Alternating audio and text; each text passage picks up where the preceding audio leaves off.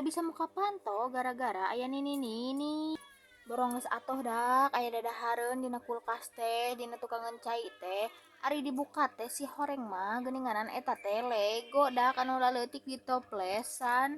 Budak maraneh kitu teh dak osok nyimpen cocokan kana kulkas. Jeung rarujit ieu teh dak urang teh unggal tos mani unggal tos nyeseuh kudu ngelapan kudu ngepelan da si tembokna teh rarembes. Erek punah pinah teh rarujit dak di dieu mah jeung barangna rada loba ejeungna teh can kosong oge sok geus aya nu nungguan jarang-jarang aya nu kosong teh. Jabani ngeripuh ning nya punah pinah jeung orok mah.